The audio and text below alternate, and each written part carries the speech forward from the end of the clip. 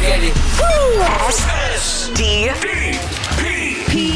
The Steve Dangle Podcast. With your hosts, Steve Dangle, Adam Wilde, and Jesse Blake. Let's go!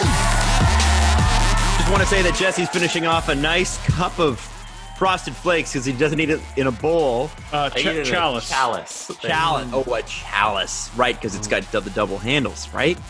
Oh, in his beard. Chalice. Just a little bit for later, too. Don't show me what you've chewed, man. That's no, it's okay. Please don't. Jesse, that looks great. I don't think Frosted Flakes are meant to be seen after chewed. I'm just throwing that out. No, that's not after. It's during. Ah, true. Yeah, it was mid-chew. Yeah. Again, probably not what they were intending, but I'm just These throwing are that so out there. good. Yeah, well, they're Frosted Flakes. Yeah, that's sort of the thing, right? They're delicious. Some would even say great. Some might. The saying is not they're mediocre, Adam. No, it sure isn't, Steve. They're sure great. Guys, we're starting the show today in the middle of the playoffs with a pretty major trade. Is it? I think it's major. It's pretty major. It's pretty major, Steve. Yeah. You got a $4 million goaltender going to a team with a $10 million goaltender. Right. Okay. That's major to me. That means that's information to me. Mm-hmm. That's not AAA baseball. That's major. That's not a player to be named later. No. It's a few players to be drafted later. Okay. I saw the Jays made a trade where they got a guy, and the cost was a top 30 prospect. In their system. That it can't be a thing. That's not a. It should be the Jays acquire whatever his name was for literally any alive person. Yeah, it's kind of how baseball works. If you're they also bought a starting pitcher, Tawan Walker. I think I hope I'm saying his name right. I think they just sent cash. It was cash considerations. Yeah. That I would much rather have cash than an organization's 26th ranked friggin' outfielder. That's pretty high. Like, yeah, 26th. It's a 25-man roster, right? So he's on the next squad after, in terms of prospects, right? If you have a prospect roster, he's on the main prospect roster if he's in the top 30. I need you to explain the rest of sports. Baseball's wild. Baseball does a lot of guys.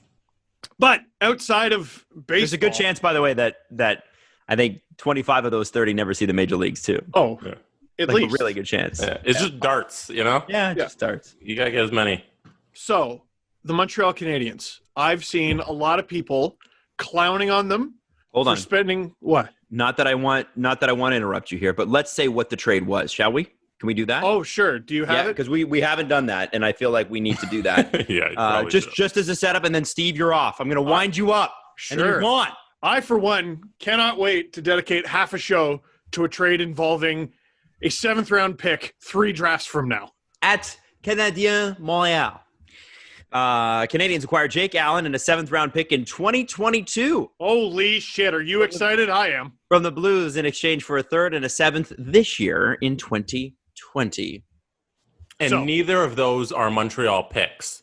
So the 3rd-round pick was previously acquired from Washington. And neither of those are Montreal's. So one was Washington's and the other is Chicago's. So they got Jake Allen for Ilya Kovalchuk and wherever they got that Chicago 7th-rounder. Yeah.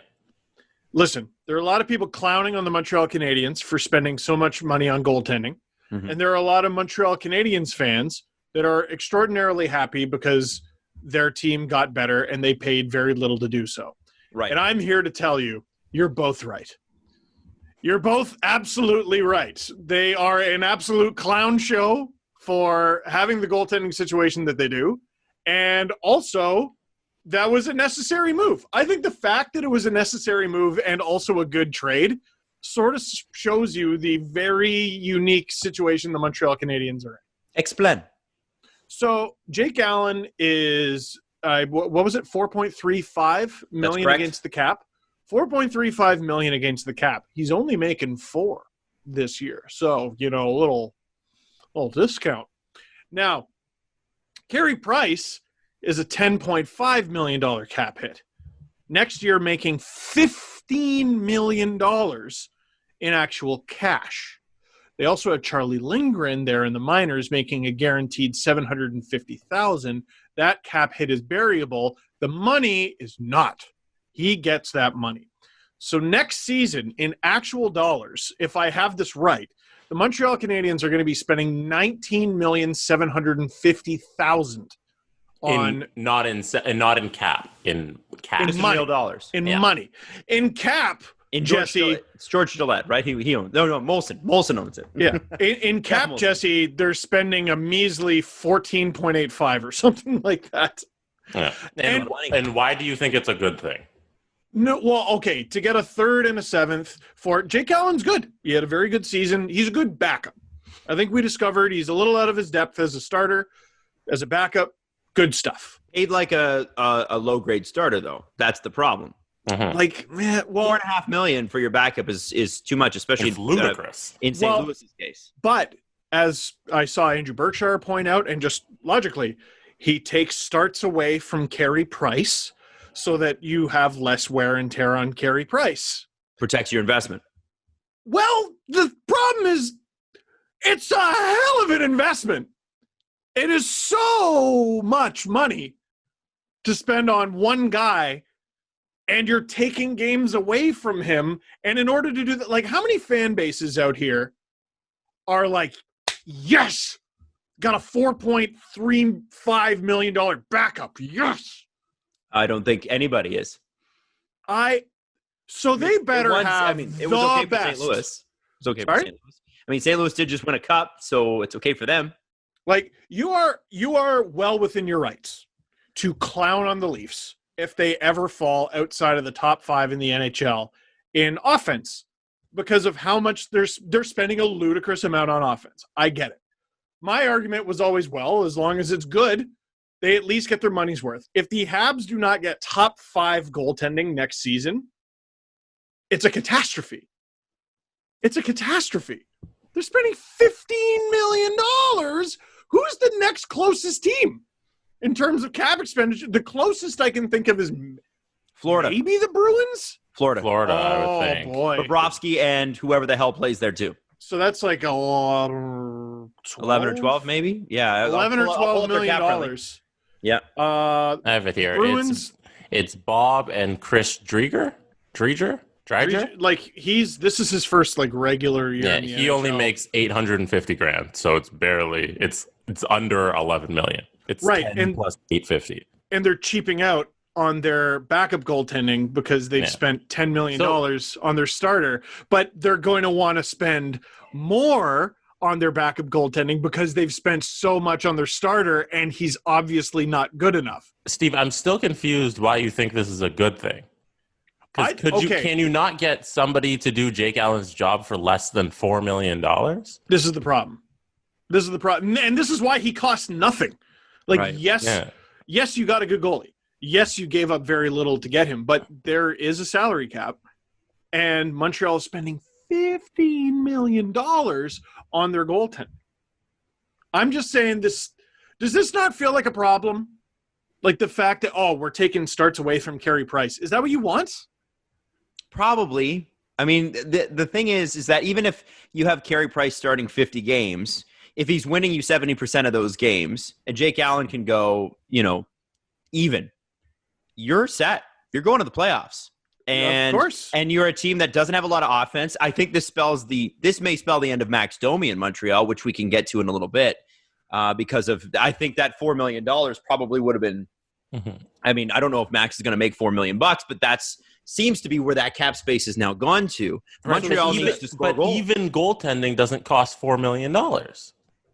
Not this year. No, it not shouldn't. This year. But again, and it also sort of sets the table, like it sets the market. But you're saying, Steve, from what I understand, that teams are going to double down on what they are. So if you are a goaltending heavy team, you're going all in on that. Like the Leafs went all in on offense. You can debate how well that worked out for them, but there are teams that have.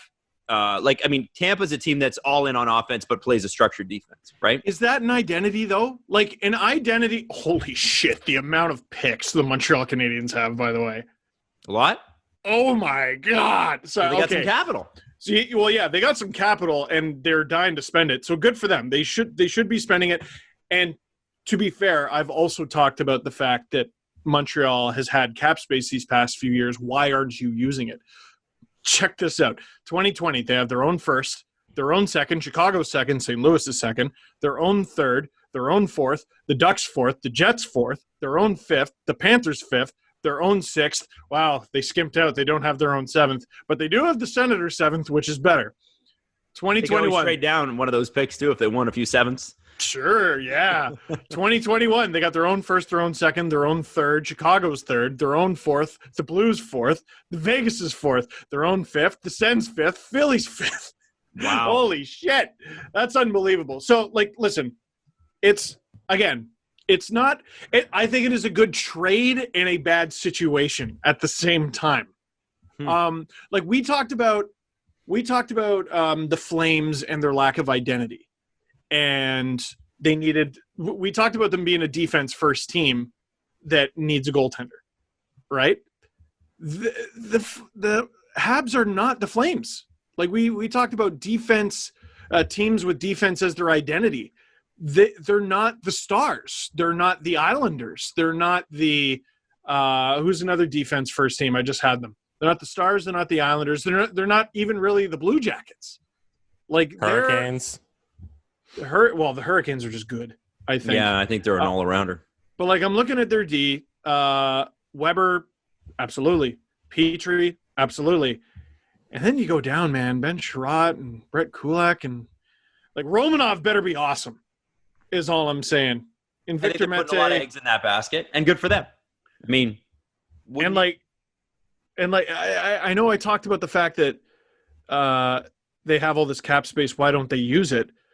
I'm not sure how much they're going to have when this is all said and done. Just looking at their team, Domi, it's such an interesting situation. They're going to have flexibility. They buried some this year. They got some retained salary. I think a couple buyouts. I don't know. I just find myself looking at the Montreal Canadiens. What are you? Goaltending is not an identity. Right? Your identity cannot be we get bailed out every game. Your identity needs to be we're tough to score on. Goaltending makes you tough to score on, but you got to help your goalie out. You got to be able to transition the puck out. You got to be able to smush the other team in the corner. You got to be able to forecheck. You got to be able to carry it in. You got to be able to shoot. You got to have a power play. I'm describing what a lot of other teams have. And I've said that I like the way the Montreal Canadiens play. I like that they're feisty. I think that's a good identity to have.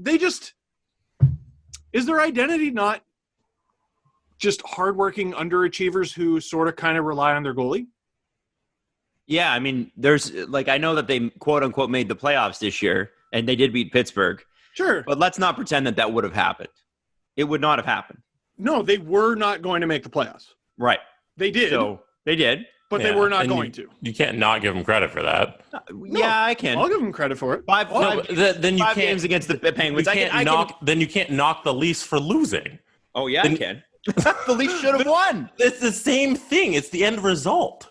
Yeah, right, but what I'm saying, Jesse, is that the Leafs should have absolally shit-kicked the Columbus Blue Jackets. Yeah, but they didn't. Exactly, and that's a problem. And should they have if they were the night? It was 8. If it was 7 versus 8. I think they should have. Absolutely, they're just a shite team right now. The Blue Jackets identity. The Blue Jackets identity beat the Leafs identity. But yes. To me, I'm looking at this and I'm going, your identity is goaltending. Carey Price. You're building around the king. You got to think, how does Carey Price feel on a day like today?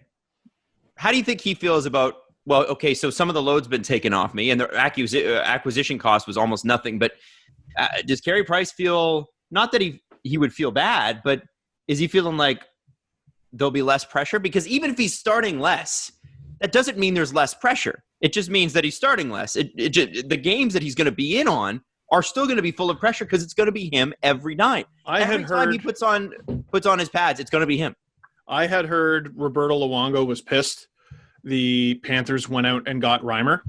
The starters want to start. right? But it's not up to Carey. Like, if you're worried about feelings, Mark Bergevin is right to ignore Carey Price's feelings. That guy is locked up. We need you healthy, which is true. That team will only go as far as Carey Price carries them. But your identity, they need more.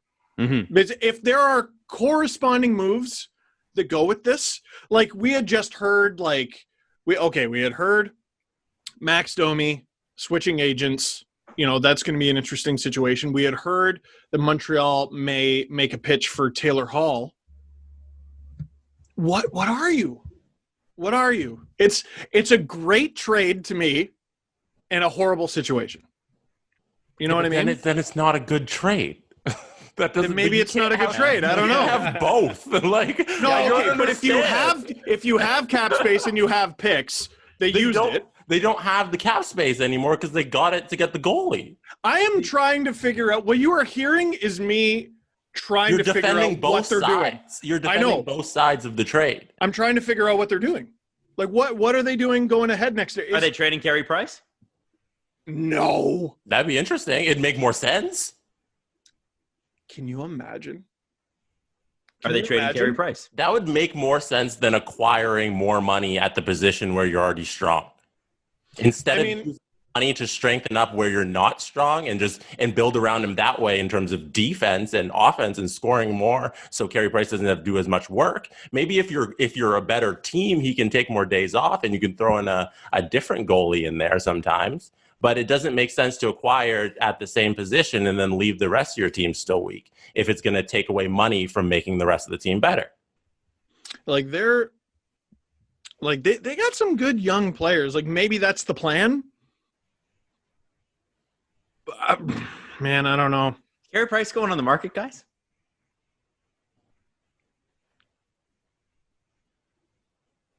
Adam. No, but Does he has a no movement, right? Sure. Yeah, his no movement is the $10.5 million cap hit. But what are the stipulations on the no move? Holy shit. So, boys, Carey Price's signing bonus this year. Oh, no. Oh, okay. Okay, it's still pretty big. So the first 2 years of his contract, the structure is $13 million signing bonus, $2 million base. That's the first 2 years. So in the first 2 years of his deal, he was paid $30 million. Wow. This year, though, it's still pretty goddamn big. It's an $8,750,000 signing bonus and a $1 million base salary. And again, just the names that we've gone through over the past 2 episodes, can everyone stop acting like the Leafs cornered the market on goofy contracts with heavy signing bonuses? This is egregious. $70 million worth of his contract is signing bonus. 14 is base. And you know what's crazy about his contract too, the way it's structured, is it doesn't make it easier to trade him later on, because there are a lot of teams that would still struggle with a $7 million signing bonus 2 years in a row, which in 22-23 and 23-24 they're going to be paying. Yeah. So the whole thing with the signing bonuses is that it's supposed to eat up most of the contract at the beginning, so it makes the contract more movable at the end because the real dollars go down. And the real dollars in this case do go down. They're half of what they would be. But this is also when he's older. So it's a very interesting structure. Now, listen, do I think he's going on the market? Probably not. And for anybody that's going to tweet me or leave a comment about how, well, he's got a no movement clause, like no one with a no movement clause has ever moved. Yeah. Like most people, if the team asks them to waive it, they're like, okay, you don't want me? Yeah, I'll get out of here. Yeah, most people don't want to be where people don't want them to be. Right. Right. Yes. If they want to trade him. He's a no movement clause. Yeah. What is that? It's just a choice about what team you get to go to, basically. Who's taking that contract right now? Like, who can afford that right now? I don't know. I don't know that. You can make room. Every team can afford anybody if they want. You can ship guys out. It's the same argument you were making last week, Adam, with Pietrangelo. People are like, well, there's no cap room. Trade a guy. Well, and that's what they did. This is a win for the Blues. Pietrangelo is going to be a Blue now. Exactly. It's a lot more likely. If you want Carey Price, you can move somebody to get Carey Price. You can't. You telling me you can't find a taker for Marco Scandella at $3 or $4 million or whatever? There you go. There's your Pietrangelo money. You lost Allen and Scandella. You're fine. Here's what it is. They're protecting Carey Price as an asset which is a good idea. The $10.5 million cap hit, it's in the past. They've already done that. It is what it is. What this tells me, just looking at their roster, is they really, really value their young talent. And they're going to have a lot of rookies and sophomores next year. They do have a good system, right? I think they do. I'm pretty bullish on it. People goof on Cole Caulfield. He's been trending every day for some reason. Ryan Poehling, Nick Suzuki, obviously we still have to throw in there after an amazing rookie season. We didn't see much of Alexander Romanov. There's other guys in their system too. Cale Fleury. Kotkaniemi is listed as a non-roster forward on the Habs. Which injury? I don't know. I don't know. And they still have Caden Primo in their system. Like, maybe the plan is, because he ended up having to play a couple games this year and Keith Kincaid wasn't a good option. Maybe the plan is have Allen play until Caden Primo is fully ready, which is a good idea. But again, like, what are you? What are you outside of your goaltending? We have good goalies is not an identity. We're hard to score on is an identity. And I know they sound mutually they're not. I know they sound the same. They're not. They're not the same. They're not the same. Clearly not the same. So let me ask you this. Montreal goes into the regular season with much the same roster, and Carey Price wins 70% of his games. They make the Yoffs. They're in the Yoffs.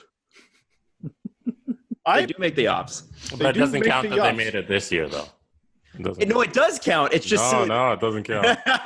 It is. Leafs didn't lose. Chicago made it. But Chicago made it. Leafs didn't lose either. Chicago didn't make the playoffs. Montreal and Chicago fans should be thrilled that they got as far as they did. But don't any of you pretend that you thought your teams were going. You didn't think that. No, nobody did. They didn't. No, they were. Okay. I remember the day the format was announced. They were mad. They were mad that they blew a chance at the Canadiens were even mad. Oh my God, Lafreniere. There were reports out of Montreal that certain players were like, "No, I don't want to play." Yeah, they didn't want to go. And I'm sure there were tons of players on teams that were outside the playoffs thinking, "Oh, I'm not going to have to do this." And then they did. I don't blame them for not wanting to go. I'm not questioning their commitment to the game, but it's a thing that happened. It's a weird part of a weird season. So whatever.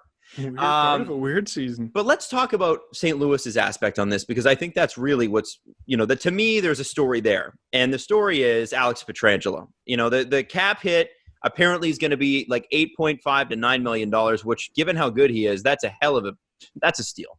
Now, they do have some Scandella's got his extension kicking in, which to me, I'm surprised actually. Like, I know he's a good player, but it was an interesting extension. It goes from 2 to 3.275 next year for the next 4 years, and he's 30 years old. It's an interesting contract that they signed. I know that Vince Dunn needs to be re-signed. Jacob Delarose is an RFA. I'm not really sure, what he makes, but these are things that sort of kind of pop up. Adam, what I'm looking at is if you look at their goalies on Cap Friendly, they have one. Yeah. And I'm looking at their non-roster goalies, and I don't see an answer there. There's Joel Hofer, who just played junior this year. There's Evan Fitzpatrick, who played in the ECHL. And there's Viliuso, who is 25 and had a pretty ho-hum AHL season. Now, the Blues maybe go, well, we found Jordan Binnington out of nowhere. But and I don't know if you can count on Lightning striking there twice. However, they did just set the goaltending market, did they not? The goaltending market is a third and a seventh for a $4.3 million backup goalie. That's going to be the starting point for everybody now. That's how it works. How many goalies out there are in the situation Jake Allen is in? He's a very expensive. Maybe 1A? There is a lot of very expensive maybe 1As open right now. Yeah. Let's run through a list. The Athletic put this together, actually, and this is it's a good article. It has to do with the Leafs, but I also think it's important because everything has to do with Toronto. Let's be honest here. The Leafs are in the market for a goaltender. So the question is, if you are going to replace Frederik Andersen in goal, who do you have? Well, who's a free agent on Anaheim? You got Ryan Miller. Trade option, Darcy Kemper. Calgary's got Cam Talbot's a free agent. Corey Crawford. Michael Neuwirth. Korpisalo is a trade option. Apparently, he might be available. Hudobin in Dallas is a free agent. Koskinen in Edmonton apparently is up for potentially trade, so they might lose Smith and Koskinen, which is weird. Thomas Greiss is a free agent. You've got Matt Murray in Pittsburgh. Freddie Anderson's a potential trade. You've got Markstrom in Vancouver, who is not re-signed, and Thatcher Demko had a really good game last night. And depending upon, and this is this is a story developing, if Thatcher Demko stays in that net and Markstrom's not ready to play and they go far in the playoffs, if you're Vancouver, is that where you're spending your cap They're space? losing next game. It's okay. And then you've got Fleury, who's a trade option. That was an unreal performance. It was 43-17, the shots. Yeah. Their identity in They're that losing. game was our goalie's better. Yes. You can't do that. Maybe I'm wrong. Both Vegas goalies could be on the move. Fleury might want to get traded. Fleury's acting like he wants to get traded. Robin Lehner's a free agent, although Vegas definitely wants to hang on to him. The Caps have Samsonov, so Holtby is probably going to be traded and is a free agent. So, there's a lot of goalies, guys. There's a lot of 1A, 1B goalies that I just mentioned there that are either free agents or they're trade possibilities. And if there's that many, that means that the market's low. And we've just seen Jake Allen move. Now, Jake Allen is debatable as your starter. No question. However, by some metrics, he's been better than Freddie Andersen the last couple seasons. Let me walk you through Jake Allen, because I was amazed how many people today said Jake Allen's a great goalie, like they just began watching this year. He played 5 games these playoffs, had a .935. That's spectacular. He played 24 games this season, had a .927. That's spectacular. The previous 2 seasons, he was a .905 and 46 and a .906 and 59. Like, we're just going to – those didn't happen, right? Those didn't happen then. Jake Allen?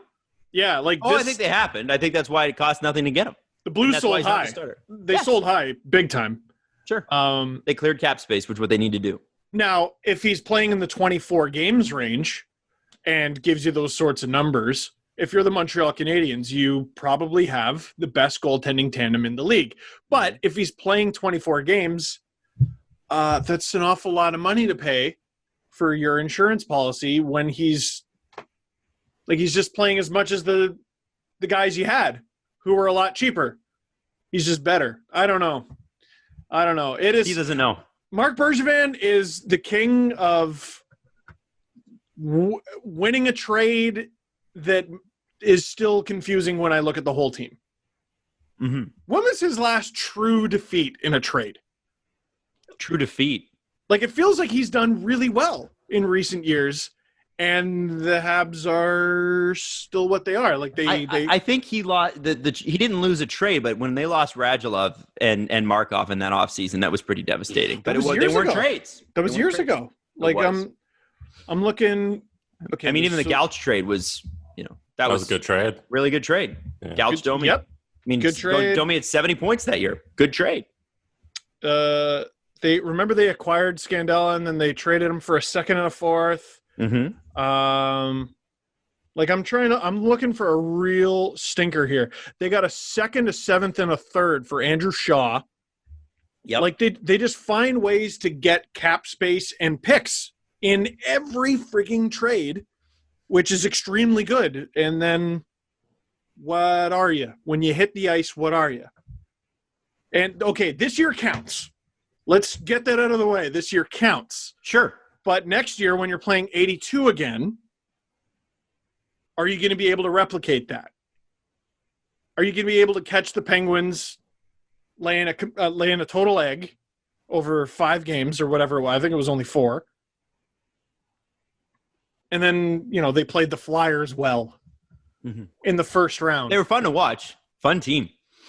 They were super fun to watch. And if they go as young as I think they're going to have to, they'll be fun to watch. I'm befuddled. I'm befuddled looking at the Habs. Montreal is always a story. They're always a story, and that is because Marc Bergevin is their general manager, and just when you think things are calming down in Montreal, they get crazy. And Did you want to move on to Domi? Because there's another trade on this trade list that to me sort of signifies what's going to happen. Go ahead, Steve. Well, Max Pacioretty. The writing really appeared to be on the wall. In Montreal, correct? In Montreal, yes. This was September 10th, 2018. We're getting around that time. Should we talk about some sellies before we get to Domi? Yeah, I guess we should talk. Sure. All right, that's a good tease. You're right. Let's do some sellies. I was waiting for I thought you were going to. Nope. Okay. Do you need Tony to intro you? Do you need Tony? Do you need some encouragement, Jesse. Okay. That calls for some Frosted Flakes. Sure does, Tony. That's it. Absolutely does. So we're going back to Selly's past. What do we? Yes. Let's shout out another amazing Selly of NHL past in the playoffs, Steve Dangle. Steve's great. Well, okay. Watch your tone there, Tone. That's a little loud for this time. All right. Excuse me there, Tone. Love it very much. Now, are we doing strictly playoffs or can it be a tournament? Right? Something's on the line. What do you mean? Well, you got me thinking about Max Domi. And so you got me thinking about iconic Max Domi moments. And if we're talking about the playoffs, well, not all that much to choose from.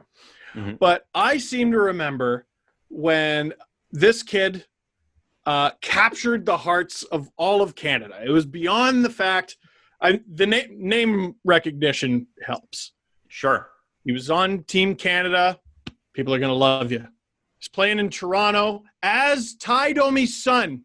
People are going to love you. But the energy that he brought to the 2015 World Junior Hockey Championship with Team Canada, everyone just fell in love with him, and everyone was totally on the Max Domi hype train. And when he banged in a goal, can't remember who it was from. I want to say Nick Petan, because Nick Petan was hot as a pistol in those playoffs. Domi points right at him and goes, ah! I can't hear you, but you can hear me. I just shook my headphones off. When he stuck out his tongue, and he shook his head like that, everyone was just like, all right, that's it. I love this guy. And he's going to be something. And now look at him. Several years into his NHL career, and he's about to make a big old bunch of money. So that kiss, that Gene Simmons thing that he did, I like that. That's a Selly. That's a reason for a serial Selly. You're right. You're right, Tone. You're absolutely right. Thank you for that, Steve. Now, the big old bunch of money you talk about, Steve. First off, he's an RFA. Second, he's on a team that potentially, they just brought in $4.5 million, so they probably have less money to spend than they did before. Are the Montreal Canadiens the team to give him that money? We heard news earlier this week that Max had switched agents. His agent, Pat Brisson, or former agent, good friends with Marc Bergevin, had been fired. New agent, Darren Ferris. Mitch Marner's agent. Mitch Marner's agent. Now, this is very interesting. Because Max Domi is not going into these negotiations with what Mitch Marner had. Mm-hmm. He's 25. Marner, I believe, is 22. Domi was coming off a career year. Mm-hmm. Domi's career year is a year behind him. He went from 38 to 45 points to 72 to 44 in 71 games. Doesn't have a great relationship with Claude Julien. We know that. Apparently doesn't have a great relationship with Claude Julien. 10 playoff games, 3 assists. That's it. So he's not going in there with the same fire. And I do find it very funny that this was announced yesterday, and Marc Bergevin makes a deal to acquire over $4 million in cap space the very next day. Just eats it up. The Blues, they free up the space, and what do we automatically think? Pietrangelo. They're about to fill that space with one of their key free agents. No one's really connected those dots with Montreal. Montreal's not going to be as tight, but I think Bergevin is sending a clear message based on their negotiations that I assume they've had so far. This is what we've got for you, Max. This is what we got for you. And if you look at his track record, and I started to go through this trade a minute ago, he'll move you. He doesn't care. He'll move you for value. Max Pacioretty, the writing was on the wall. And what did they get for him? Thomas Tatar, who was a total cap dump and turned into a significant player on their roster. Nick Suzuki, who at the time, former first-round pick and a prospect, and is now a significant part of the roster, and a second-round pick from 2019. We'll see how that goes. Actually, it looks like it was given to Columbus, so there was probably another move that was involved in there. Mark Bergevin. Oh, I should do a trade tree. God, this is why. God, they're so difficult to do, especially to do on the spot. Anyway, point being, Mark Bergevin is a fidgety boy, and he is not. As much as I made fun of it yesterday, and a lot of Leaf fans made fun of it yesterday. Oh, Darren Ferris, get used to that, Montreal Canadiens fans. It's going to be a fun conversation. No, it's not. Bergevin will just trade him. Either he'll take the money amount, he'll take the dollar amount, and then Darren Ferris will be like, yeah, well, he's going to go play in Zurich. And then Bergevin goes, all right, bet. And he'll deal him for what I assume will be a decent package, and he'll acquire value. And at the end of year evaluation, no matter what, he'll be able to say, we have more value than we did the year before. I don't know. I think that's a team that could, at this point, your prospects are already good. You have such a ridiculous amount of picks. I think it's time for Mark Bergevin to. Well, I want to see what he can do with it. I was thinking about that, and I wondered if Max Domi doesn't make a lot of sense in Edmonton. And the reason I say that is they're looking for a third-line center who's going to be relatively low cost. Now, obviously, you've got extremely expensive first two lines, but they're worth it. Max Domi's got bite to his game. He has scored 70 points. You can put him on the power play. He can play the wing on the power play, which would be important. He's a good skater. Obviously, can make some plays. And that's a guy that, I hesitate to say this because, it's always about Toronto, but is that not somewhat the type of player that the Leafs are looking for? Guy with a little bit of bite to the game? It is. But I think Edmonton's looking harder for that. I saw an article today that teams like Edmonton should be looking at guys like Kyle Turris with reduced salaries. Kyle Turris at $3 million, and it makes sense. But if Max is going to come in around $3 or $4 million, does he make sense in Edmonton? It makes more sense in Edmonton than Toronto. Yeah. I think the Leafs, plus there's something about being Ty Domi's kid in Toronto. I don't know. I just feel like everyone will expect him to be Ty. The Oilers would have half the 2015 Team Canada team. Yeah, they would, wouldn't they? Yeah. McDavid, Domi. I think Darnell Nurse was on that team as well. Yep. You talk about the Leafs with the snarl. They need defense 1,000 times more than they need that. I think they need to get the snarl on defense. That's where it needs to come from. The Oilers, on the other hand, they've got snarl on defense in Edmonton. They've got snarl on defense in Edmonton, but what we talk about, your identity can't just be a goalie, or it can't just be the two-headed monster. They were good this year because people contributed besides the two-headed monster. If you get Max Domi, add it to that group, all of a sudden, you're adding guys like Tyler Ennis and Andreas Athanasiou at the deadline, and yeah, those are deadline moves, and they shore up your depth, and they're good. I supported them. I thought they were good moves. Max Domi. Okay. All right, now we're talking. Because not only is Edmonton an improved offensive team, whether it's coming from the offense or it's in their zone, you're going to have a miserable time playing against the Oilers. Mm-hmm. They're going to beat you up, and you're going to be too tired to chase Connor McDavid around all night. Yeah. It's not going to be a good time.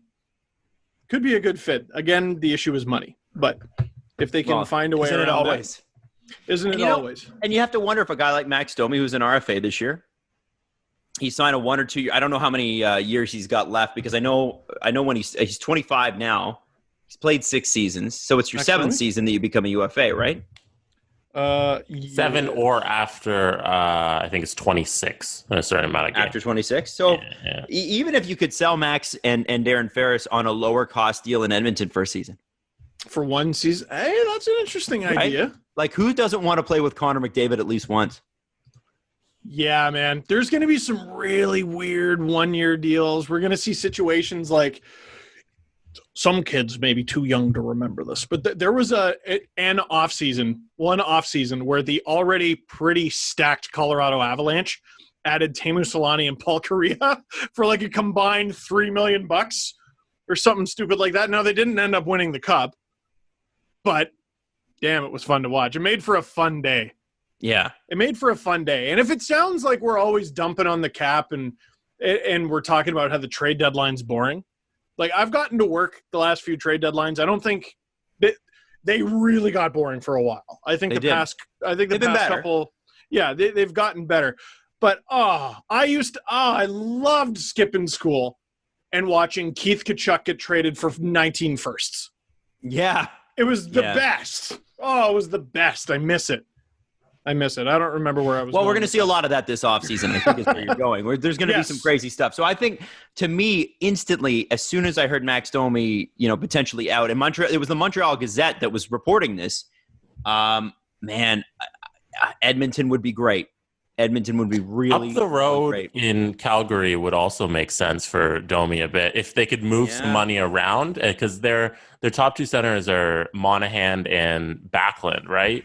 If you get somebody like Domi in there, you get a little more stable at center. You get a more bona fide center. Okay, this is the guy we're going to run with instead of those two. And they'd have to move money around, like I said, but it could definitely be a trade option. I think you can afford it too if you're Montreal or if you're Calgary, because they're TJ Brody and Travis Hamonic are up. You've got Rasmus Anderson, who I think is ready to step up and step in a major role. He's my second favorite Rasmus in the league, by the way. But there's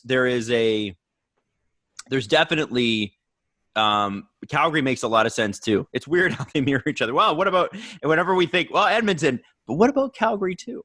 A guy like Max Domi on a team where he doesn't have to be the star. Like Montreal, when they brought him in, they're like, you're the first line center now.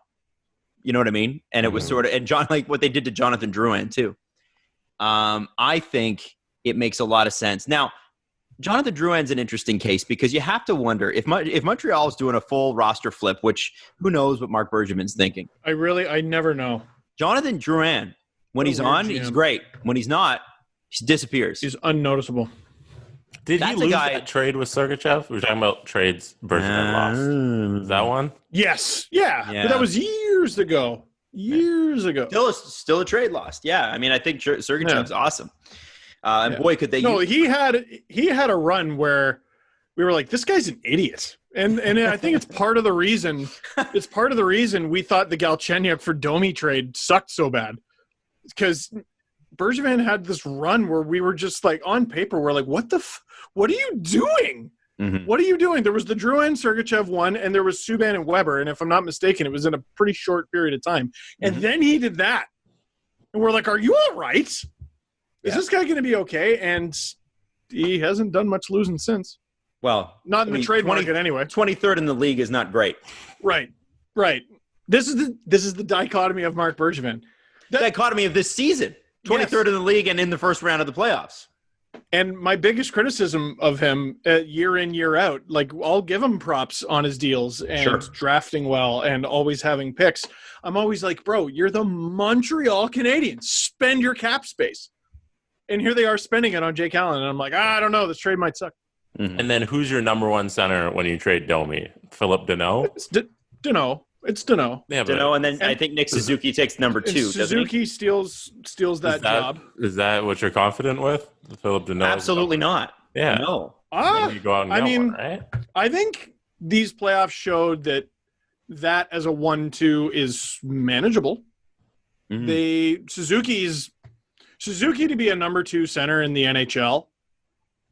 Like that guy was on the ice when the Montreal Canadiens were down a goal in an elimination game to Philly. Nick Suzuki was on the ice to tie the game. Like, that's what this organization thinks of him. Right? How is this the most we've ever talked about the Habs? Like since Subban got traded? I don't think so. Well, you guys were going to have a debate once about whether the Habs were good or not. Jesse did his homework and you didn't. Like one of the major that was in the end of the Carlisle era where the Leafs were so bad we couldn't even talk about them. That was at your apartment. Yeah, that was it. Like that was first second year bedroom. of the podcast. Yeah. First Jesse year. Jesse year. And that was going to be Jesse's kind of major step forward into the light. You know what I mean? He'd been this quiet background debate. guy. And how'd I do with it? Jesse won, weirdly.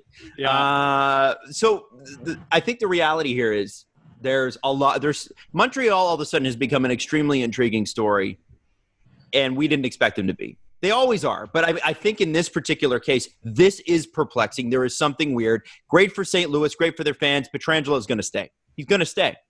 And if you think that they can't find a taker for someone like, I don't know, like I said, Scandella, you can have Falk, you can have Parayko. They don't need to trade those guys. I think that there are other guys you sacrifice with a guy like Pietrangelo. And obviously, we've seen it with Jake Allen. They're going to be able to find a low-cost, super cheap backup goaltender. They're going to take their chances with that. Jordan Binnington's going to get a lot of play. But they've got such strong defense that you feel like maybe St. Louis doesn't worry too much about the backup as much as other teams do because they've got strong defense and a good structure. We'll see. Now, I do want to move on to the couple of games that happened last night, starting with Vegas and Vancouver. Thatcher Demko coming in and a 42 save. I don't even know what the performance, masterpiece. Thatcher Demko. Coming out party. Thatcher Demko, Yeah. I mean, and we've known he's good. We've known that this is good. But to do this after, Jake Markstrom has done what he's done, step it, talk about a pressure void, right? Markstrom's unfit to play, and obviously he looked in game 3 a little bit. They said unfocused, but I want you got to wonder when a goalie's unfocused, is it like a hip or a groin or whatever else it could be? Distracted. And he said, yeah, or he could just be freaking fried, man. You could be exhausted at this point. It's a lot. Thatcher Demko came in and stole the show, and that Vegas attack, which is unrelenting all the time, was utterly stopped. Like, except for that one goal, it's crazy. From Sportsnet stats, Thatcher Demko is the first rookie goalie to win his NHL playoff debut when his team was facing elimination since Jose Theodore of the Montreal Canadiens in 1997. Wow. This hasn't happened since 1997. Not just that he won it, that he had 42 of 43 to win it as a rookie. That is dumb. Now, we're also, with goalies, it's way easier to move the goalpost for rookie. Mm-hmm. Like Thatcher Demko is like a Andrew Raycroft rookie. Andrew Raycroft had played like... What will the Leafs trade for him? I wonder. Well, who's their best goalie prospect? That one. Guys, I'm going to pause you. Or Steve, you keep going. And I don't want to pause you, but my dogs are outside, and it appears there's a thunderstorm on the horizon outside my window. Aww. And I just want to pull them in. They love being outside, and I'm looking at it, and it's about to rain. Let's pause. Okay, give me 1 sec, guys. I'm really sorry. I just don't want them to get soaked. Hang on. Steve, pick us up where we were going. I'm sorry the dogs are inside safely. Oh, that's good. I was just saying Thatcher Demko is a rookie in the same way that Andrew Raycroft is a rookie, or was a rookie when he won the Calder. Like, he played 27 games this year. Yes, that in his rookie season, but he played 9 the year before. He had an NHL game the year before that. Like, this happens with goalies. Matt Murray won a Stanley Cup and then came back the next season and was a rookie. And was a rookie. And Tony Esposito, same thing. Yeah. Demko is also 24 and in a couple months won't even be eligible, even if he hadn't played this season, because he'll be 25. Right. And all that. So, I mean, listen, it's way too early for this storyline. But if Demko is the guy, like let's say Thatcher Demko steals this series from Vegas. Feels like the cup. Because Vegas Vegas should be in the final. Yeah. Vegas is that 100%. Good. 100%. And that's no disrespect to Vancouver. No, of course not. I don't think any Vancouver fan's going to be like, hey, what are you talking about? We're clearly better. Yeah, they held an NHL team in the playoffs to 17 shots. That alone defensively is enough to be like, okay, you're the best team in the league right now. Right now. They're an amazing hockey club. Yeah. But if they can't beat Thatcher Demko, holy moly. Like, that's the and if I'm Vancouver and I've got cap wrapped up in players that I perhaps shouldn't, that's an easy one. You've got who else is it? There I think it's an easy one. If Thatcher Demko, Mikey DiPietro is Mikey DiPietro. And if you need a veteran goalie in there, there's going to be one on the market low cost. And they also have a guy who they drafted in the 6th round last year. Like, they have plans for the future in goaltending, and the writing does sort of appear to be on the wall. For Jacob Markstrom, Canucks fans always get very upset when I say Jakob. DiPietro, he played in Utica. He was okay this year. I don't know. They're not going to go with a Demko DiPietro tandem next year. Well, they can insane. Then they can find someone low cost. Yes. What's James Reimer cost you? That's a good tandem. Steve's undying love is what it costs. Yeah, it's true. But like trade for that too. You know where James Reimer spends his off seasons? Where? BC. Well, there you go. And at $3 million, it's not too much. It saves you a little bit of cash.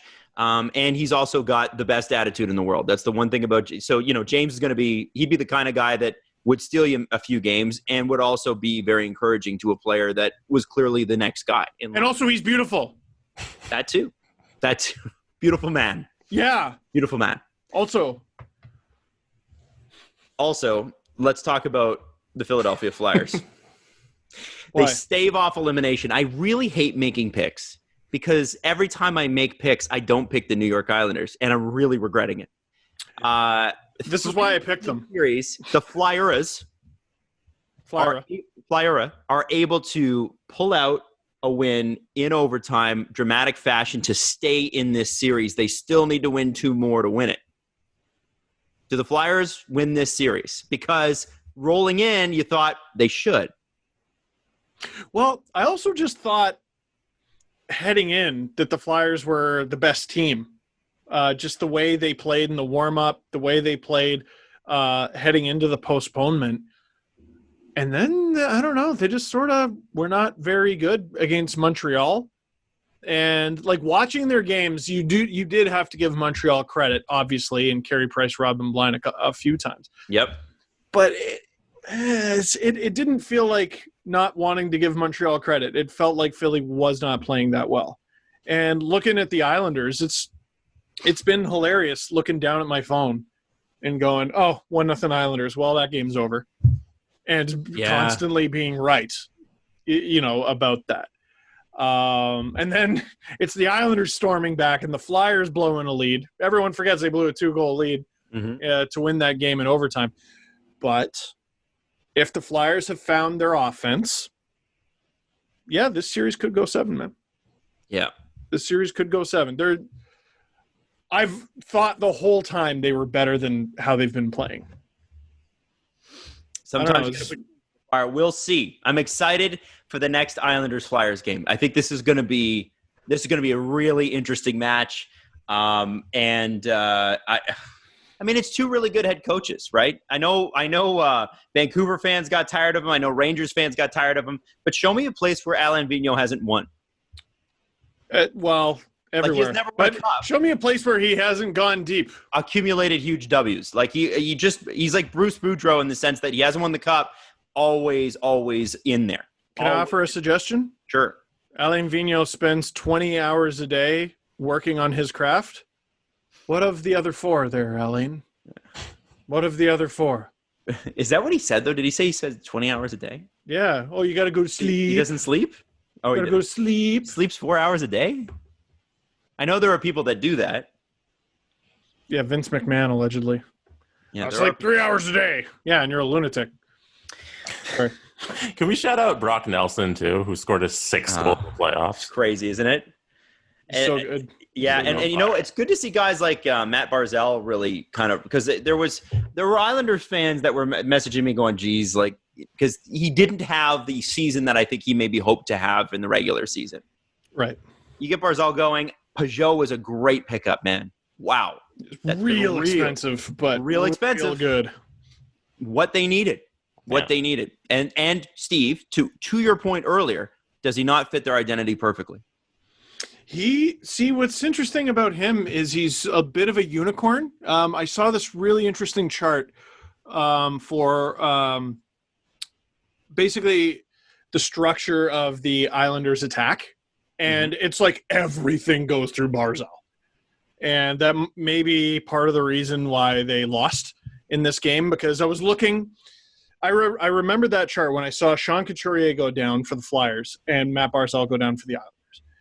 Two devastating losses. You got Couturier, who's like a Selke candidate, and Barzal, though, I think is even more valuable to the Islanders than Couturier is to the Flyers, because offensively he does everything for them, even if it doesn't show up in his own production. He's really good. He's not – he fits their FU identity. He's definitely got the FU in him, but him as a player, I feel like he's a bit of a unicorn on that roster. He's an extreme finesse player with a bunch of just battering rams around him. I looked at that last game and I really thought it just could have gone either way. Like, it's an overtime hockey game. It's a coin flip at the end of the day, right? And there were a couple calls that could have gone either way to get some penalties there too. And Steve, we're talking about the team running through Barzal. It seems like for this playoffs, it's just Josh Bailey has been on every single play. He's got 13 assists in 14 games. Like, he's just every game Josh Bailey is going to be in on something. This is just, I'm a big fan of the Islanders right now, and I think they'll take one of the next two and maybe have a run to the cup. Josh Bailey is part of what is quickly becoming, to me, one of the most fascinating drafts. Really? Why is that? The 2008 draft. So I was going to talk about this later today on my show that I got debuting on Sportsnet's YouTube and Facebook channel.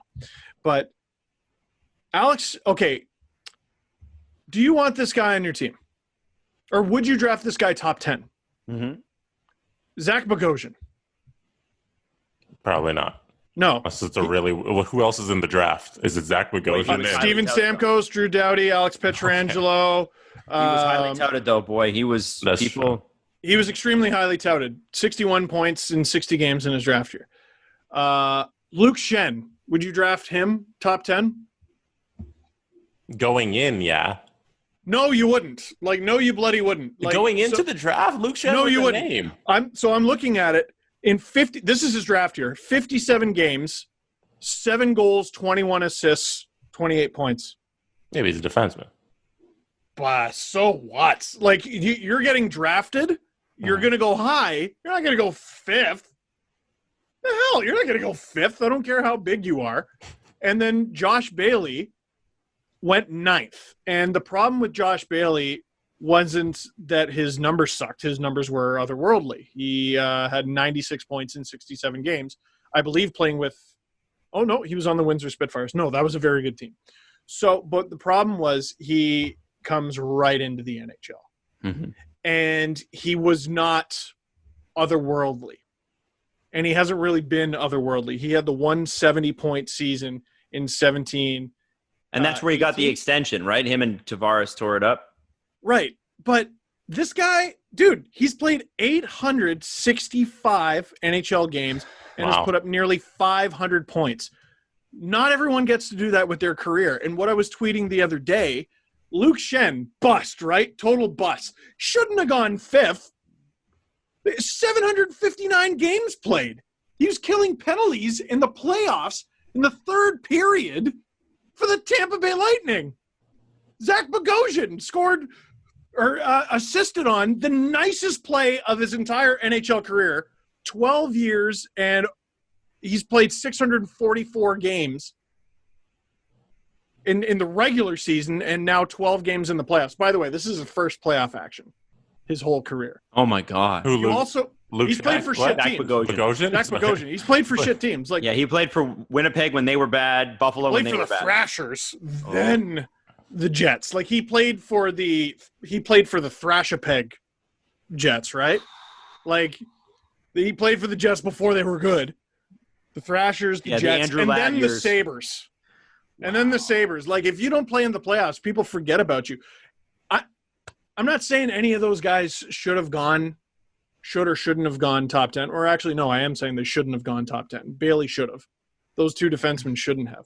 But there's all these guys now from the 2008 draft that are popping up in these playoffs, and people are going, oh, like, man, they've been around. They've been around for over a decade being NHL players. People can go, like, I had people tweet me, like, you still can't convince me Bogosian's good, or you still can't convince me Luke Schen's good. 800 games. Buddy, I'm not trying to convince you they should be in the Hall of Fame. Like, Luke Schenn was being talked about as being the next Scott Stevens. And what that comparison failed to acknowledge is there's not going to be a next Scott Stevens. That player's dead. Like, that's that type of game is dead. That type of game is dead. It wasn't at the time, but it is. Exactly. The next Scott Stevens, oh, well, shit, we shouldn't draft that guy because he's going to be suspended 60 out of 80 games every year.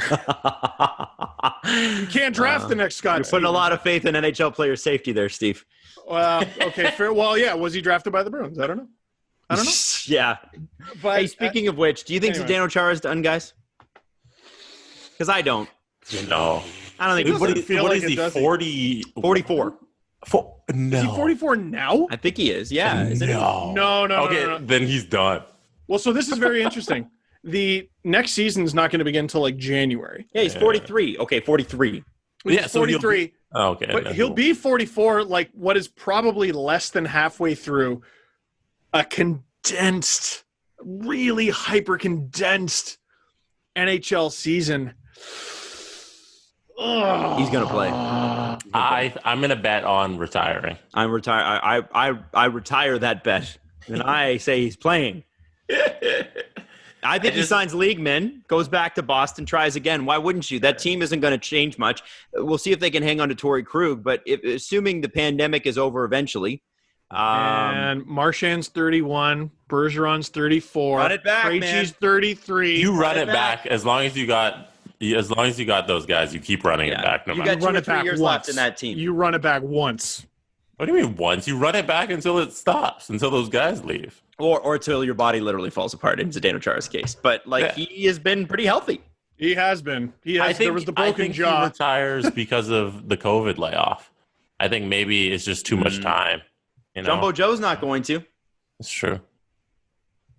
And Jumbo Joe's had both knees reconstructed. Yeah. He's literally bionic from the knee down. Both sides. And it's circumstance. Like, if you're Jumbo Joe, do you want to go out like that? No, you want to play for the Leafs with Spezza and Corey Perry on the fourth line. That's what you would. I want Jumbo Chara, Joe, Jason Spezza, and Corey Perry on the fourth line. Chara at least got to go down fighting. If he ends up retiring, you know what I mean? He at least got to go down fighting. Jumbo Joe, you're one of 7 teams eliminated, and you get an entire pregnancy off. Like, there's going to be 9 months off. Could be more. Could be more. Could be a really big overdue baby. Because here's the thing: are they going to do a bubble when the NHL comes back? They're going to take the whole NHL and put them in a bubble this time?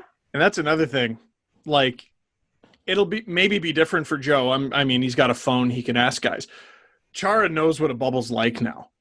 And I think players could, all right, we're going to do this. This is a unique one-time thing.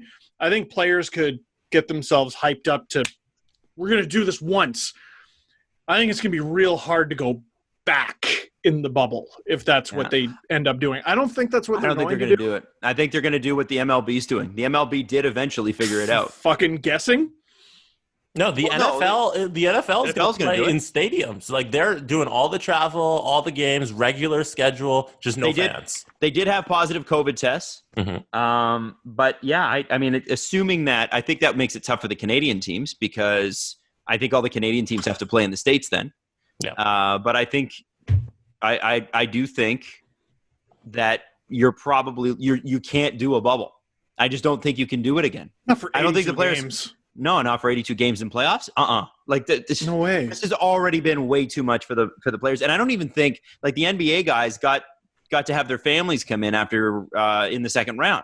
I don't think the NHL guys get that. Like, what do? You just go to Belleville and just tell everyone who lives in Belleville, okay, you don't live here for the next year, and just clear them out and move the entire NHL and their family. Like, I don't understand how do you do it? I think you do it the way the NFL and the MLB are doing, and you cross your fingers. The baseball That's said not a they're great gonna. plan. No, it's not, but that's what they're doing. I think, What do we I'm have a not saying choice? that I would advocate that plan. I'm saying that's probably what we're looking at. All right. Probably is. Baseball's going to go to a bubble for the playoffs, is what everybody say. They're going to do probably a couple hub cities, like 4 different ones, and then they'll move them around after a couple rounds. But the next regular seasons, I don't see how they stay out of traveling. This And whole bubble that goes thing. for the NBA. That goes for NHL. Yeah, the NBA is going to have to do it too. Yeah, just staying inside, like I can't imagine how mentally taxing it is on both leagues. The NBA players and the NHL players just staying in for that long. And away from your family. You got a lot of these guys, young kids, and their wives are stuck at home with 2 or 3 kids sometimes. And it's like, and yeah, sure, they are wealthy and they have help. Don't tell me it makes it any easier. It doesn't. Emotionally, if you are not there, you're not there. It's just hard. Anybody that doesn't feel some degree of sympathy, I don't give a shit how much money these guys make. You got to have some sympathy here. And if you don't, then you're being an asshole. Did you see the Jimmy Butler quote? What was that? They asked him if his family's going to come in. He's like, no, this is a business trip. They can stay home. That's not a surprise.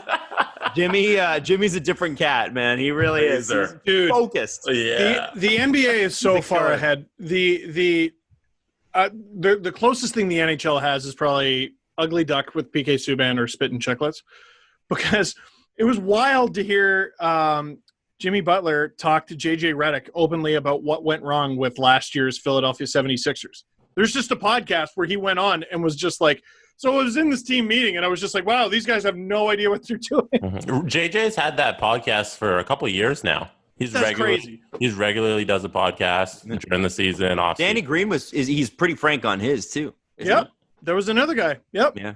Like, it was wild to me. Adam. Yeah. This is your time to shine, buddy. Why? You want to do TV ratings talk? Oh, well, I know I did see the Sportsnet release. Oh, well, then. Go ahead. Go ahead and say it. Sorry, I just saw it, and I was like, well, Adam, we eat this shit up. In August for the record books, bolstered by the return of the NHL, NBA, and MLB, Sportsnet recorded the highest audience share, that's 10.4%, in network history in August 2020. Connecting with viewers coast to coast, Sportsnet was the most watched channel in Canada in August across several key demographics, including the coveted adults 25 to 54 Good for them. demographic. Dude, wow. can you explain how Banana Sandwich a 10.4 rating is in 2020? So just to give you an idea, the NHL will pull 1 or 2 points or percentage, we call them points or share points, percentage points when they do like the Stanley Cup Finals. Like the Stanley Cup Finals might rate a 1.9 or something like that in the States. In Canada, they rate higher. But the audience share in American television ratings is just not huge. You might have 6 million people watching, but even so, that's not really, that's worth what, 2 or 3%? It's not a big chunk of the population. For Sportsnet to get 10%, that's not, you can't say that 36 million people do not have cable. So it's not like it's 10 million people, but it is in the millions. We're talking 5 or 6 million people in total demo. Now, I'd love to see a little bit more about which demos, because they said several key demos. I'm assuming adults 25-54, which is the major demo in any sort of broadcasting. That's the one that's the big money maker for a lot of these broadcasters. If they're doing well in that, like I who is not watching sports right now? There's a lot of people that are casual fans that are like, it's exciting and there's something new. And the thing about sports right now is that it's such a fucking miracle that we got them. It's such a miracle that this even happened, that everybody's like, it's almost like you're adjacent to hope. It's like hope is in the screen. And I feel the hope every time I watch a hockey game, every time I watch a basketball game, even watching the Raptors blow a 10-point lead last night, which was heartbreaking. I still felt good because I was still watching my team, and I was still. It was like it hasn't worn off for me yet how amazing it is that we have sports at all. It really, for me personally, it was a shock to the system when we didn't have them anymore. It was like it was one of the most depressing things about the pandemic for me personally. And I was going through, and let's just be honest, I was going through a divorce. Like, Yeah. but it was There it is, everyone on the Reddit page, by the way. Are you sure that was the most in sports? The I said number one? almost. Okay. Almost. Well, by the way, I'll address that in a second. Because I think I should. But Your life, there's, man. you know, there is an unbelievable feeling that you get when you get something like this back and you realize how much you love it. There are times with the NHL, there are times doing this show, and I know Steve and Jesse can relate to me on this one, where you just get burnt out. And it's right around the time that the players get burnt out too. It's the February through the mid-March. After the trade deadline in late January, you're like, good God. Especially the way the Babcock teams played, which was terribly boring. You're like, ugh. Around All-Star Week, too. Oh, my God. Like, All-Star Week's always a slog for us. Well, and you know why? Because the holidays are not, first of all, they're not a break, period. No. They're not a break. Worse. Everything is ramped up. You have to see more family. You have to do more things. Yep. You know? It's just And then busier. they inject, you know, there's sort of a race to December 23rd, and then you're running around for the next 4 days, and then the schedule picks up right away. And if you're the Leafs, it's probably a back-to-back before and after.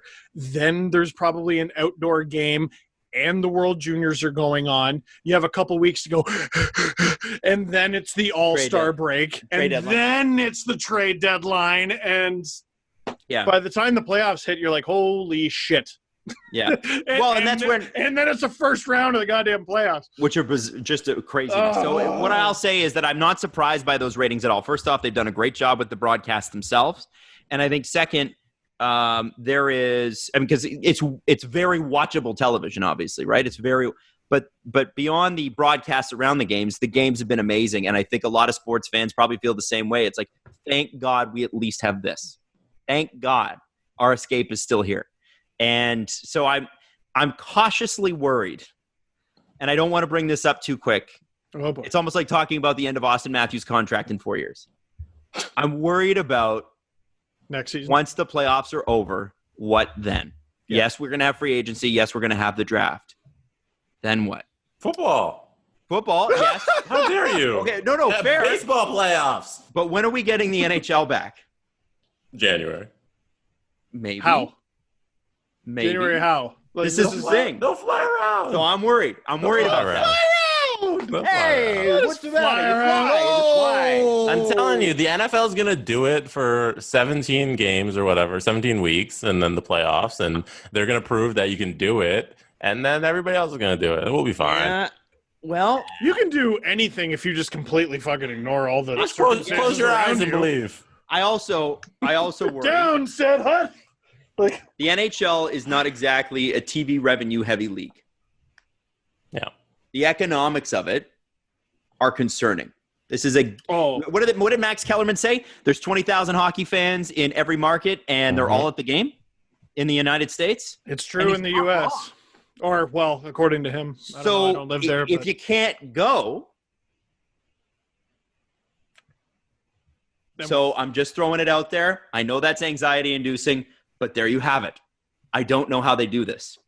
I don't. Yeah, but that's tomorrow's problem, though. We'll kick that can down the road. Yeah, we locked that in the closet. Right outside, there's a CD player. We're totally ignoring it. I'll also throw this out there. There may be a future where in this same climate, people are going to games in stadiums while socially distanced and wearing masks. Yeah, that's true. Because there are enough seats where you pack it, not even half, like not even a quarter, but some reasonable amount of fans in there, 10 seats apart, everybody socially distanced and safe. That might actually be the best way to see a game you've ever had. And then you jack up the ticket prices. Yep.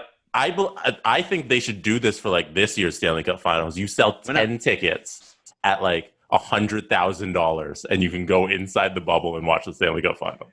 Dude, listen, a lot of people aren't going to like this. You can absolutely do that, and I kind of think I support it.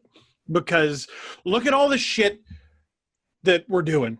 If you can go inside and eat at a restaurant, why can't you go sit in the upper deck of a hockey stadium? This is the thing. Now, people are going to argue, well, it's not a good idea. Yeah. And I don't know if I'm going to combat you on that, but they're doing it. They're doing it. So until they decide, oh shit, it's a disaster, we need to go back. Mm-hmm. They're opening schools in a couple weeks. Well, they've already opened them in the States. They've already opened them in the state. Yeah, and it's been awesome. Hey. But again, all right, class, if you turn your page to you can do anything if you just completely ignore fucking everything. But there's 50,000 seats in an NFL stadium. You can fit 10,000 people in there safely. Sure. Yep. Sure. Somebody might try it. Yeah, why not? Yeah. Well, the Cowboys didn't their owner say, well, fuck it. We're just Jerry Jones? Yeah. Didn't he just say we're having everyone or whatever? No. Yeah, I don't think they're doing that. Kirk Cousins said today, he was like, if I die, I die. What are you, Ivan Drago? Relax. Come on. Come on. We all got to die somehow. I live my life a quarter mile at a time. Listen, you cannot pack the place. You can't. No. You can have some. It's not a very big number, but you can have some. They're going to do it. The Montreal Impact actually had fans at a game because it's an outdoor stadium, and they had a limited number of fans, I believe. I don't know if the game already took place or it's going to happen, but it's a thing that happened or it's going to happen. I went to a mall. I went to a mall the other day. Well, so did I. Yeah. There's nothing wrong with going to a malls mall. have been open since June. Yeah, but I haven't been in since February. It was a mind-blowing experience, and you'll be shocked to find out that nose out of his mask guy is also talks on his phone like friggin' this guy.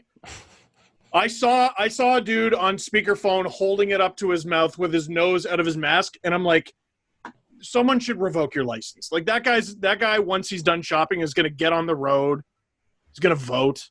Oh, Jesus Christ. It's a mess. It's a mess. How much election coverage are we going to do on this show? Oh, good. All of it. Every show. No. Nothing, please. Election, the day after? Can we have, 10 minutes? Wait, you want that? Yeah. Why do you want that? No one wants that. No one wants that. I think the internet needs it. No, I don't. No, I can't. That's Only hot takes. Over COVID, on the list of things I don't want to talk about, that's number one. No, number one. COVID's number two, just because I'm sick and tired of talking about it. So anyway, I know we got a press conference to get to. Let me just quickly mention something. I should have known better than to. Here's been my strategy. So Caprice and I have obviously gone our separate ways. And my strategy on Virgin Mornings and here was to just sort of slip in that, I'm a single dad now, that sort of thing. And I should have known better because nothing gets past the audience here because it's a pretty tight-knit group.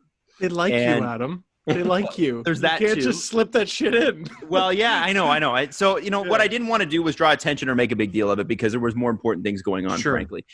This happened a long while ago. So you would not have known that it was going on. All the legal stuff's been wrapped. All of the parental stuff's been wrapped. Caprice and I are on really, really good terms. Relationships end. This is a part of life. And frankly, what's most important here is our daughter. And she's great. And so we found our new normal, and it's all sort of slipped in under the radar. So I know it's new news to you, but it's actually not that new. I'm happy with and proud of the way we've handled it. And that's sort of what's going on. So if you hear me talk about I'm in my new apartment, it's because I am in a new apartment. If you hear me talk about the fact that I'm a single dad or that I'm dating, it's because I am a single dad and am dating. It's so I know that's a bit jarring. Because and if you're into it, just slide in his DM. Sorry. No, don't do that. Don't do that. Nope. No, thank you, Steve, for that. No, thank you. I would prefer that we just keep it to the apps. But anyway, sorry that I tried to just kind of normalize. I tried to just sprinkle it in there like salt. You can't do that. You just got to, especially on this show. So anyway, that's what's happened. I would ask a couple things. First off, appreciate all the messages. Please, if you can, well, not if you can, please leave Caprice alone. There were, people well-meaning who were like commenting in her comment section, and she wasn't offended by it at all. But it was one of those things where it's like, she can read all this stuff, and so she addressed it on her comments and that sort of thing. But I think you need to respect her privacy. She's got her own thing going on and building her own business and her own career, and so I'm going to ask you to leave her alone on that one. Second, as far as there were some people that have reached out and asked what happened, I'm not going to tell you. I'm not going to tell you. That's none of your business. Now that you mentioned it, like what happened? Relationships end is what I will tell you. Yeah. It's normal. Divorce is normal, and it doesn't have to be tragic or awful or mean or any of those things that they tell you. It is very, very difficult. And I would say to you that it is the last resort I would ever consider, and I would never want to go through it again, ever. It was awful. And we were on good terms, and it was awful. But at the end of the day, we've come out of it, and I'm really proud and happy about where we are. Got a great kid. That's what matters. And that's all I'm going to say on it. Do you see the story about Brad Pitt's new girlfriend who's she's married. To a 65-year-old who's just like, if she wants to date Brad Pitt, go ahead. It's his fifth wife, this restaurateur. What? That guy's so he's married. Life. He's lived. So this guy's a famous restaurateur in Paris, very successful.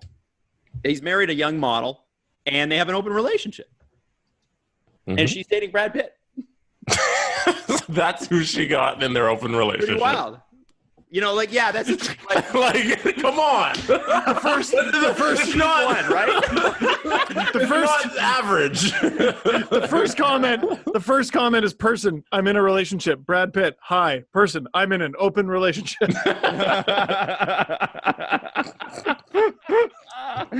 No way. So anyway, I just thought, thank you for hearing me out on that, by the way. Also, I guess we got to do the press conference because we've only got about 15 minutes left. Steve's got to go do a radio hit. Whoa. Radio, and then he has to do a television show. That's right. Oh, it's streamed. You want to talk about that, Steve? Yeah, sure. With some no-name, am I right? Some no-name. Who's this? No. Ailish Forfar. No, we love you, Ailish. I'm kidding. Yeah, she has scored exactly one more professional hockey goal than I have. She was formerly of and we're going to talk about that on the show today, formerly of the Markham Thunder, and also represented Canada in a tournament with the name that I don't remember. She explained it to me yesterday. And she was the captain of the Ryerson Rams, too. Absolutely. Hey. So we're going to be doing NHL chat room. That's going to be on Sportsnet's YouTube channel Wednesday, 6 p.m. Eastern, 3 p.m. Pacific, YouTube channel and Facebook page. Amazing. So what you're going to do is you're going to do, brother. Here's what you're going to do, brother. Is you're going to watch that show every Wednesday, and then once that's done, brother, you're going to wait a little while, and then you're going to listen to the Steve Dangle Podcast. Oh, yeah. Halfway through Hulk Hogan. SDP. The Steve Dangle Press Conference. First question comes from Vlad the Inhaler. Vlad the Inhaler wants to know, did you guys watch the David Blaine stunt? I watched part of it. How did it end? Is David okay? The most riveting piece of television produced of all time. Ever. So it was good. It was good background. Tell me what the hell it was. Like, what was it? Okay, so it was great background TV for today.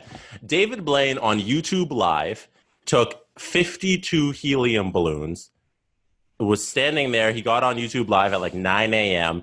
and by like 11, he started floating in the air.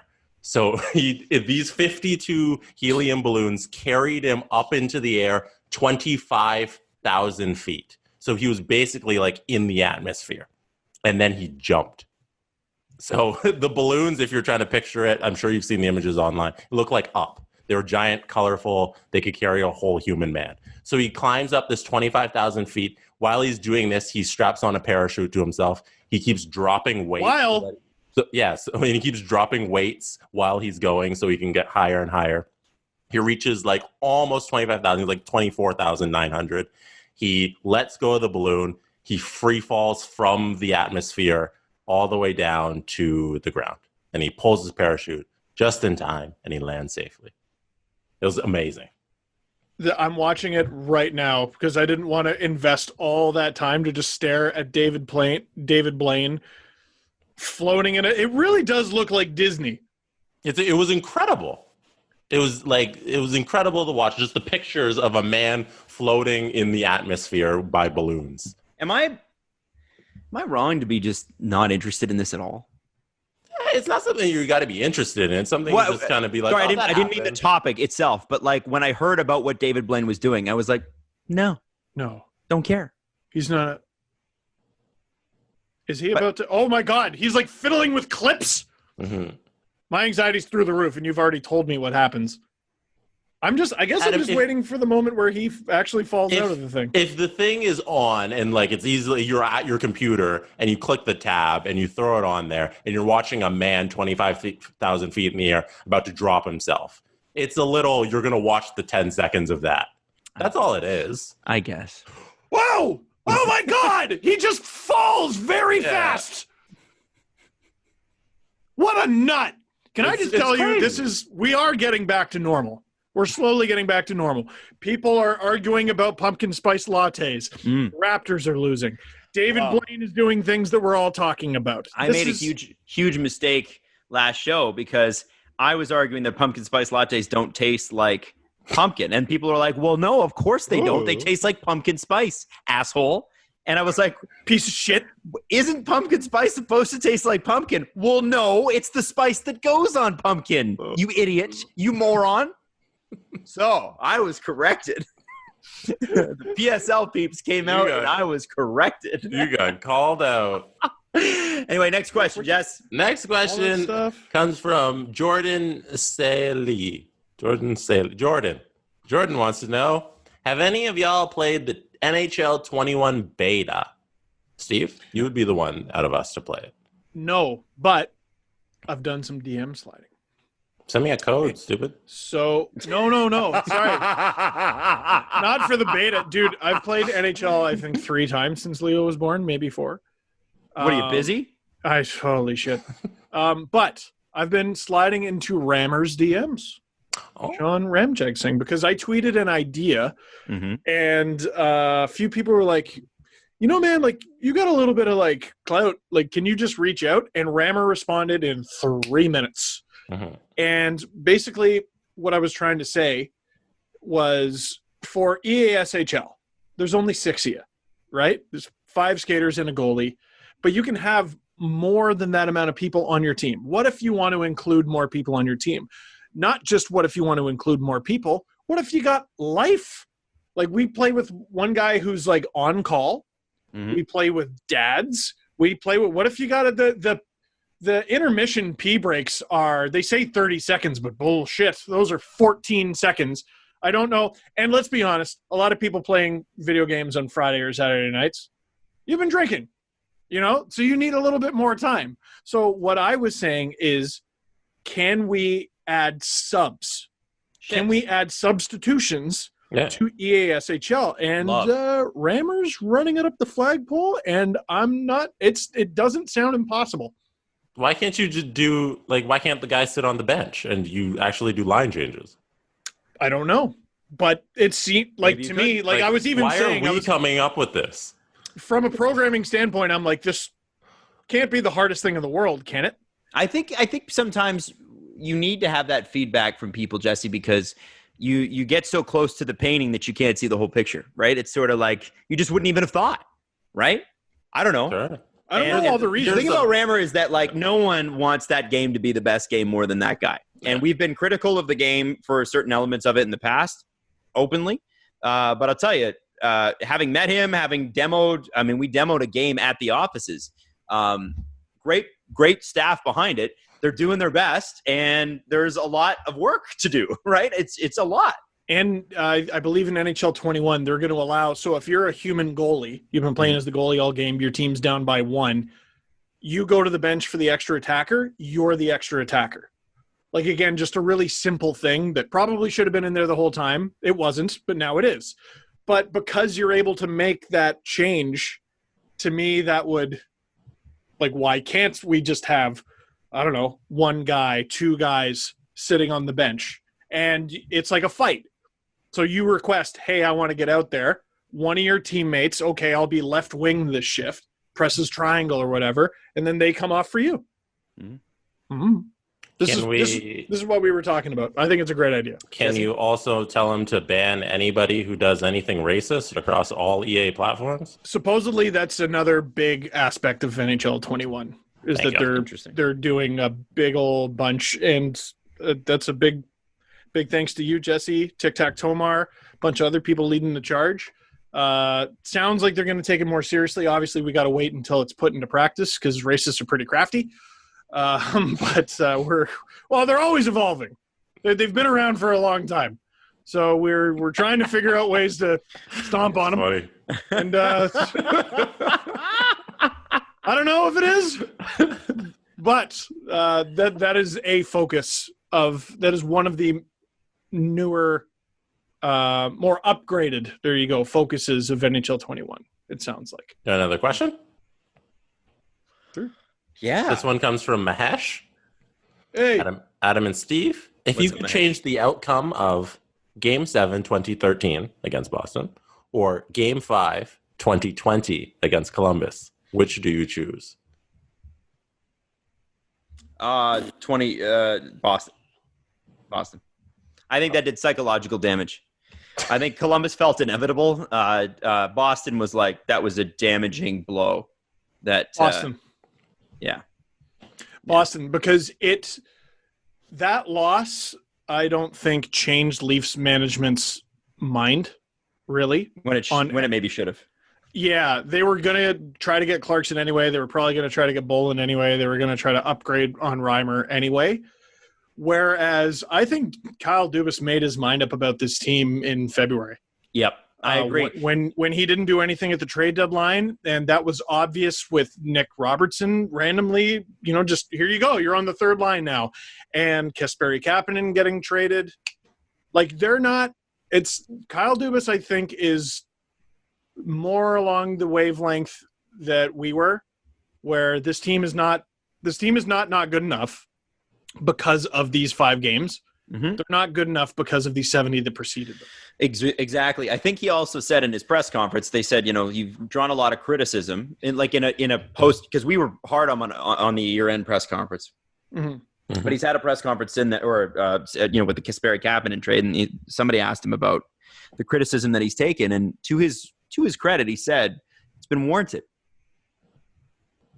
Like, and it has. He knows. He's not stupid. I think they made their decision after the David Ayres game. They're like, we're not good enough. Yeah.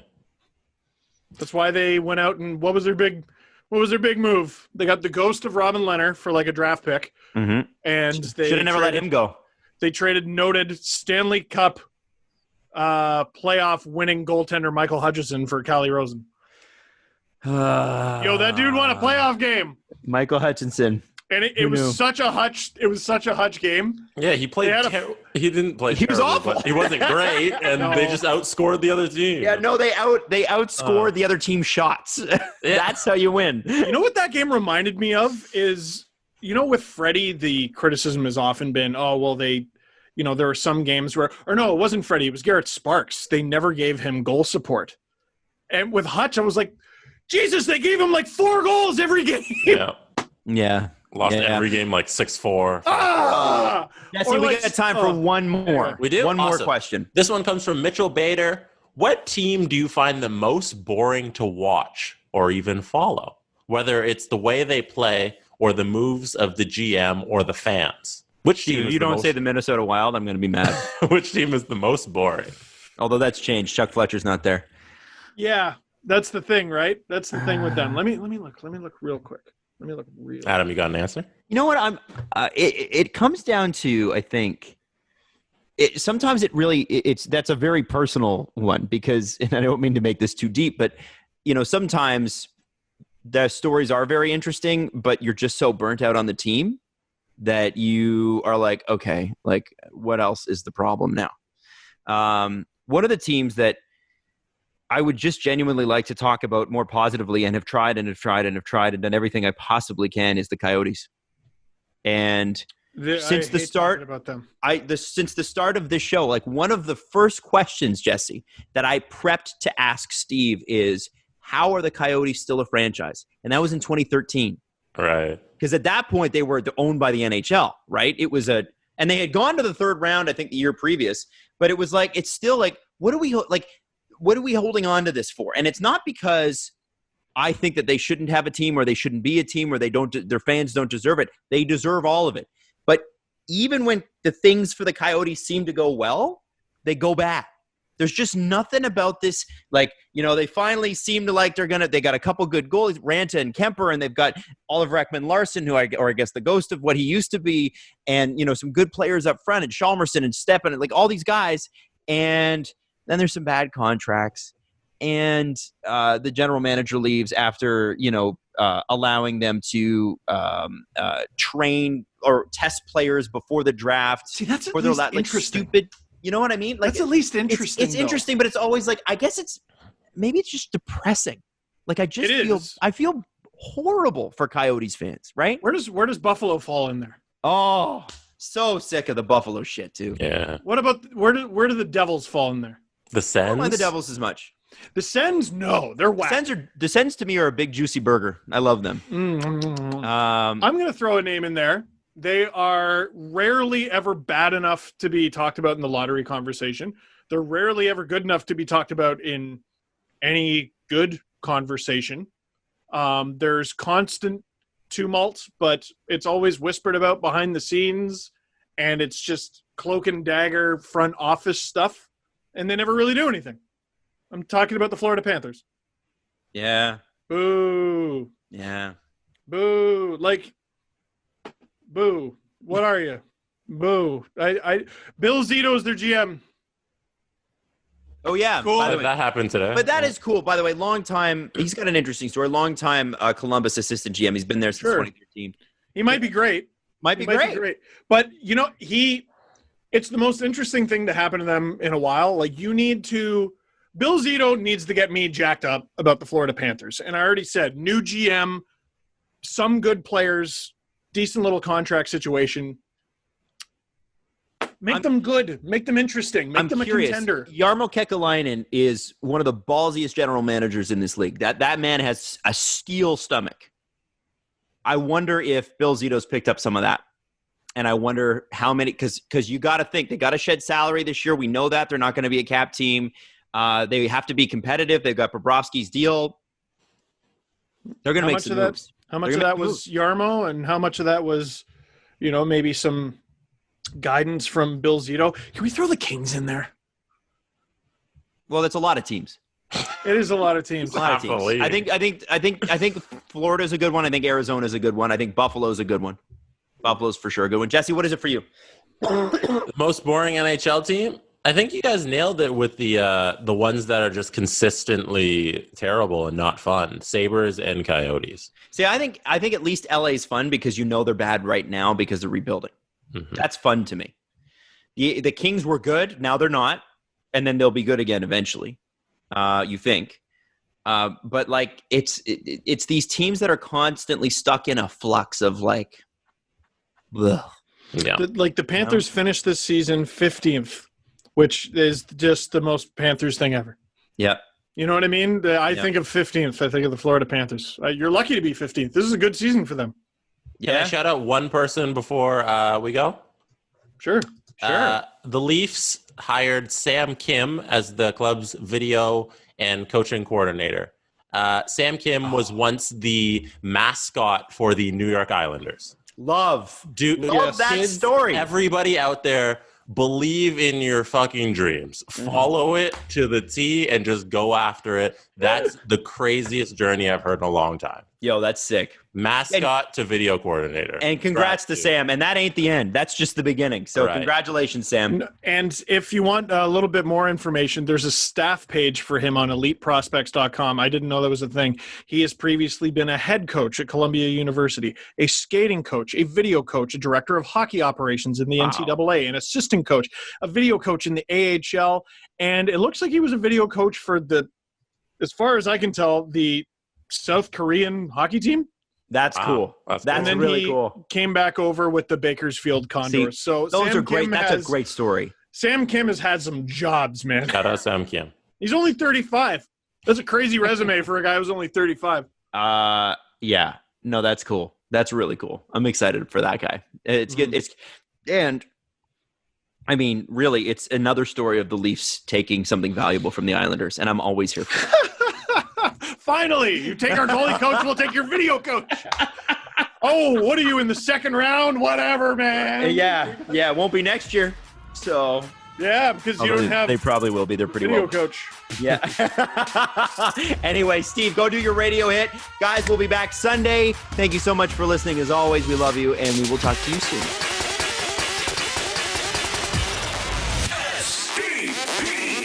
The Steve Dangle Podcast. Follow the guys on Twitter at Steve_Dangle, at AdamWYLDE, and at Jesse Blake.